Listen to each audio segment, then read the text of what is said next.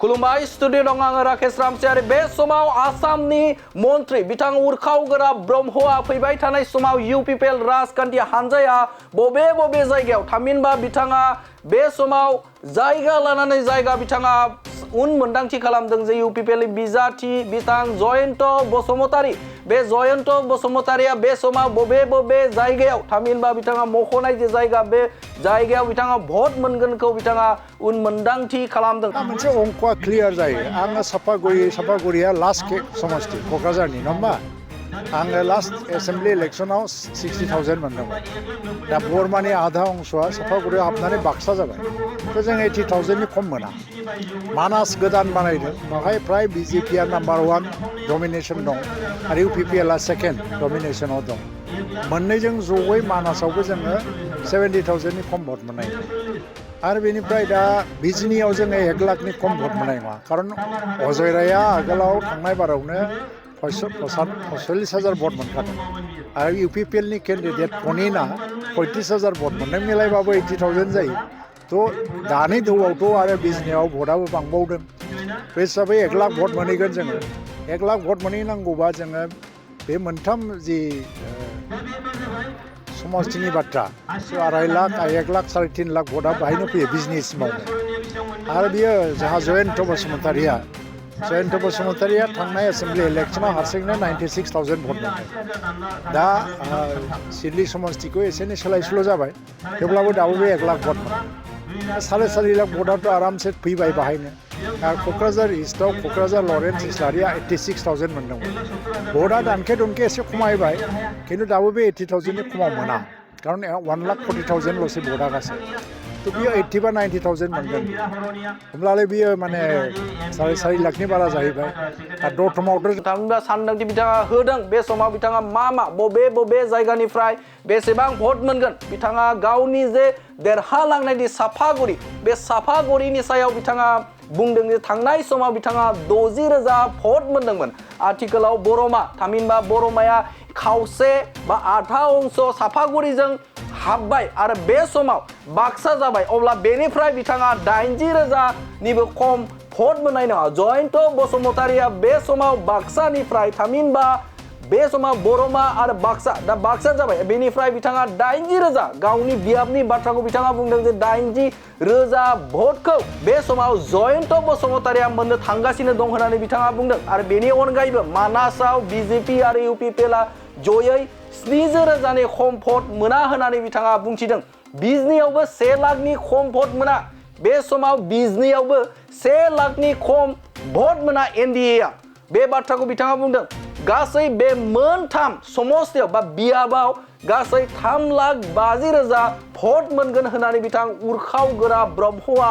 उनमोनदांथि खालामदों जे इउपिपिएल बिजाथि जयन्त बसुमतारीया थामहिनबा एनडिएनि जे बिजाथि बे बिजाथि जयन्त बसुमतारीया बे समाव बेखिनि मोनथाम समष्टियाव 3,50,000नि सायाव गोजौआव भट मोनगोन होननानै बिथाङा उनमोनदांथि खालामदों गुबुन फारसेजों हादरनि गाहाय मन्त्रि बिथां नरेन्द्र मदिखौ फिन हादरनि गाहाय मन्त्रि खालामनो जाय सानदों बे समाव बिथांमोना जयन्त बसुमतारीनो भट होयोब्लासो बे समाव हादरनि गाहाय नरेन्द्र मदि बे नरेन्द्र मदिखौ हादरनि थामथि खेबनि थाखाय बिथांखौ हादरनि गाहाय मन्त्रि महरै मोननो हागोन बेखायनो बे बाथ्राखौ नोजोर बोनानै बे समाव रायजो राजाफोरा जाय बिथांमोना नरेन्द्र मदिखौ मोजां मोनो बे मोजां मोननाय सुबुंफोरा बे समाव जयन्त बसुमतारीखौ क'क्राझार लकसभानिफ्राय देरहासार खालामगोन होननानै बे समाव उरखावगोरा ब्रह्मआ उनमोनदांथि होनायखौ नुनो मोनदों बे समाव नोंथांमोननो जे जयन्त बसुमतारीनि सायाव थामहिनबा फैबाय थानाय समाव जे एनडिएनि बिजाथि जयन्त बसुमतारीया बेसेबां भट मोननानै बिथाङा देरहासार जालांगोन बेनि सायाव बिथां उरखावगोरा ब्रह्मआ बाथ्रा बुंनायखौ नुनो मोनदों बे समाव नोंथांमोननो बिथाङा बुंनाय बाथ्राखौ नोंथांमोननि गेजेराव होबाय गोजोन्थों 7 तारिख मेआव क'क्राझार लकसभानि बिसायख'थिया जागोन आरो बिनि थाखायनो जोंहा केन्डिडेट जयन्त बसुमतारी एनडिएनि केन्डिडेट बिथाङा रायजो राजाफोरजों सिनाखि लानो थाखाय गिदिंदों आंबो क'क्राझारथिं फैनायाव बे खबरखौ मोननानै आङो जयेन जाफैदों बिसमुरि बे जालायखो बाजाराव जानाय जे मिटिं बेथ' फ्राय 4,000सो भटनि एरिया आरो 4,000सोल' भटार्स दं बाहाय बेनि मोनसे मिटिं आरो बेवहायनो जिबादि मानसि बाहाय नुजाफैदों दाय बेनिफ्रायथ' नुयो बे जायगायाव खुब मोजां एटा मोनसे परिबेस जागासिनो दङ मानो होननानै बुङोबा एबार नरेन्द्र मदिखौ थार्ड टाइमनि थाखाय प्राइम मिनिस्टार बानायनांगौआ सारा भारतनि मोनसे एजेन्डा आरो क'क्राझार बा बिटिसि ओनसोलनिबो एजेन्डा दिनै जों गावजों गाव हानजाजों हानजा एसे एनै सोंखारिलायोब्लाबो बयनोबो नरेन्द्र मदिखौ नांगौ दा मानसिफ्रा डिसिसन लानांगौआ बेल'नो जे जुदि जोंनो बयनोबो नरेन्द्र मदिखौ नांगौबा नरेन्द्र मदिनो जायखौ नांगौ बे क'क्राझारनिफ्राय बेनोनो भट होनांगौ दा नरेन्द्र मदिया सायख'हरदों जोंनि जयन्त बसुमतारीखौ UPPLनो दायित्व होनानै जयन्त बसुमतारी आरो जों जेला मुं हरो अब्ला नरेन्द्र मदिया जयन्त बसुमतारीनि नामजों बे एबासनो एग्रि जादों बेयो मोजां केन्डिडेट बे देरहागोन होननानै थेवबा नरेन्द्र मदिखौ जुदि प्राइम मिनिस्टार नांगौबा जयन्त बसुमतारीनो भट होनांगौ बे जायगानि मानसिफ्रा आं आसा खालामो गोरोन्थि मावनाय नङा पार्टिखौथ' बयबो खालामो गावबागाव पार्टिखौ फोथांना लाखिनो थाखाय इलेक्सनावबो गेलेयो थ' माखासेया सार्भाइभेलनि थाखाय गेलेदों जों खिन्थु देरहानो थाखाय गेलेदों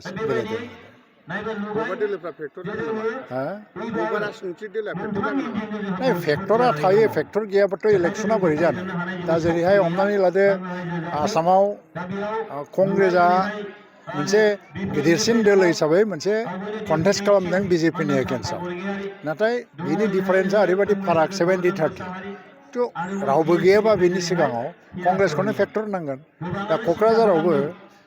BPFआ फेक्टर जागोन खिन्थु नबसरनिया BPFनि उनावबो थागोन मोननाय नङा खिन्थु BPF आरो UPPL बा NDAनि जि डिफारेन्स बियो माने 70-30 जागोन 70%आ जोंनि फैगोन ओंखायनो बेवहाय जोङो मोनसे प्रत्याबान बा मोनसे चेलेन्ज हिसाबै रावखौबो साना जोङो फेक्टर मोनसे दङ जोंनि एगेन्स्टआव मोनसे अंकआ क्लियार जायो आङो सापागुरिया लास्ट समस्ति क'क्राझारनि नङा होमबा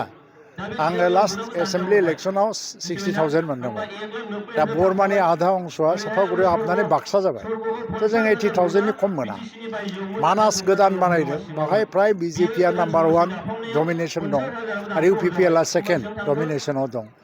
मोननैजों जयै मानासावबो जोङो 70,000नि खम भट मोननाय नङा आरो बेनिफ्राय दा बिजिनियाव जोङो 1 लाखनि खम भट मोननाय नङा खारन अजय रायआ आगोलाव थांनाय बारावनो 45,000 भट मोनखादों आरो UPPLनि केन्डिडेट पनिना 35,000 भट मोनदों मिलायबाबो 80,000 जायो थ' दानि दौआवथ' आरो बिजनियाव भटआबो बांबावदों बे हिसाबै 1 लाख भट मोनहैगोन जोङो 1 लाख भट मोनहैनांगौबा जोङो बे मोनथाम जि समस्तिनि बाथ्रा 2.5 लाख 1 लाख 3.5 लाख भटआ बाहायनो फैयो बिजनेस मावनो